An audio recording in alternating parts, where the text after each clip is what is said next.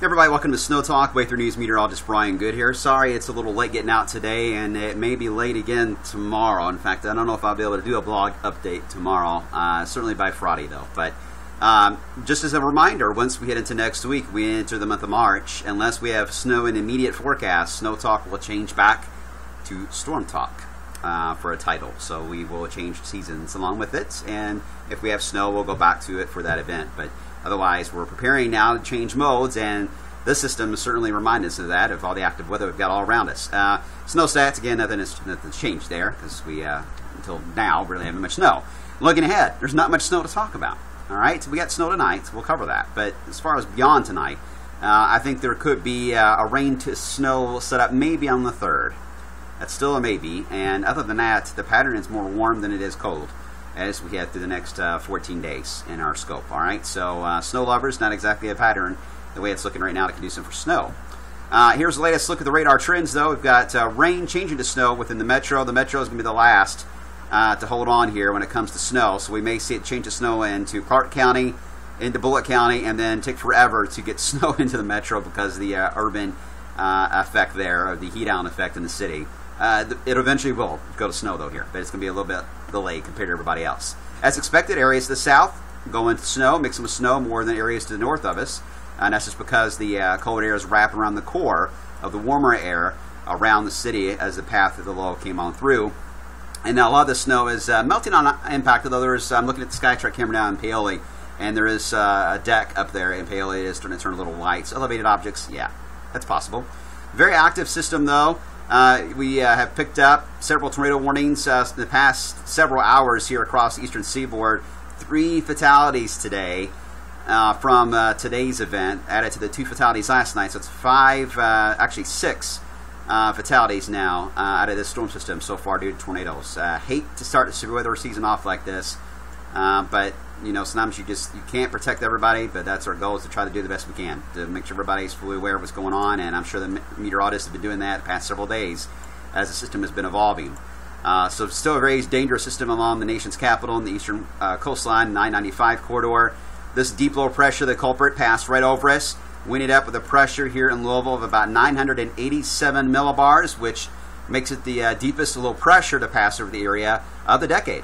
We had a 991 low back in 2010, and other than that, it's Ike, remnants of Ike. We dropped our pressure to about 989.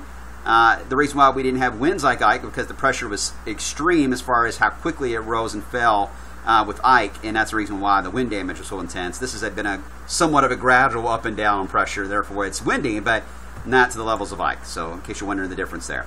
But the system's now moving by, so we're on the back side of it. It's taking a while for the colder air to work its way in, but it is doing so as I speak. Low little Vort is going to work its way in. It's in the Dakotas now. This will be an enhancer for the snow showers. Mix of times rain tomorrow, and may linger some flurries all the way into even Friday in some areas, especially east of us. So it's kind of an enhancer, a little kicker, if you will, that's going to get joined in with the system as with the next 24 hours. So our saving grace really has been the fact that we got a warm ground as of late and a wet ground.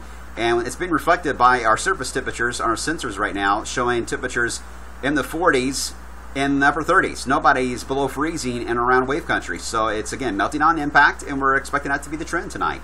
We're not expecting a sudden drop into the 20s, low to mid-20s tonight. If we were facing that, yes, this would be a different deal altogether. We would be talking about a more significant impact on roadways.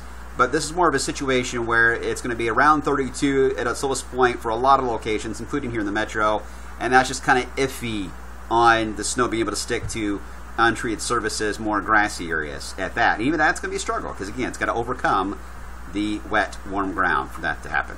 But it can happen. So don't be surprised if you wake up and you've got an inch of snow on your deck or in your car later tonight. That wouldn't surprise me one bit. But, again, this is not a major event on impact on roadways. All right, so here's Futurecast showing the cold air and the snow wrapping in. Most of it will focus to the east of us for the overnight period. Then tomorrow, that little second kicker moves in with enhanced areas of rain and snow showers. Maybe a few peaks of sun. Wouldn't rule that out tomorrow. That only enhanced the coverage of the snow showers, by the way. But here's the deal. We're going to warm up enough that the boundary layer, the layer of warm air that can develop because of the heating of the sun, may be just thick enough that we may see more of a rain-snow mix for the afternoon. But everybody's above freezing, so again, we're not expecting any problems with accumulations.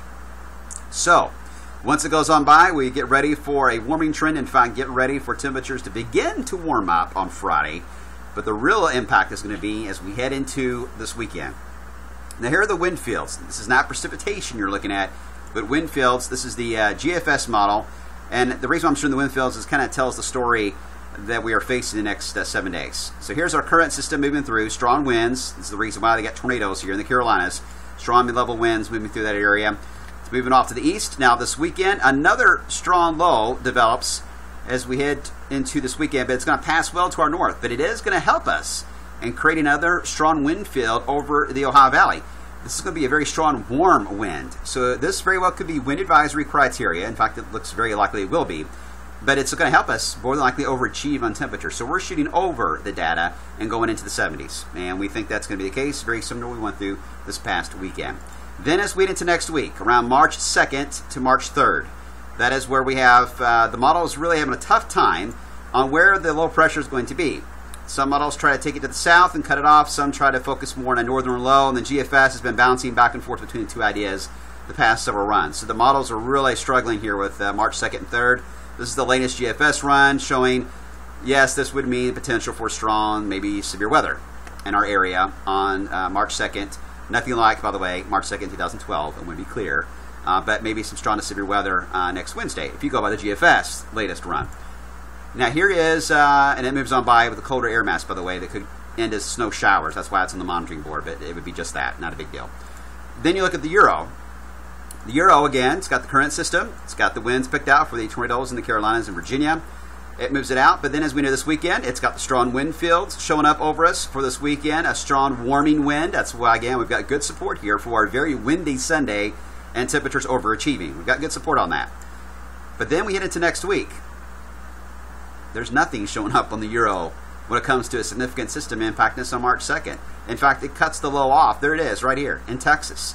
Way to the south, and another feature way to the north. It doesn't even show anything close to what the GFS does, and therefore the impacts really are very minimal for next week. So still some debate on how this is going to play out. Let's get through this current system and get into the weekend, and hopefully we'll have a better idea of how next week is going to turn out. All right, guys, so enjoy the snowflakes.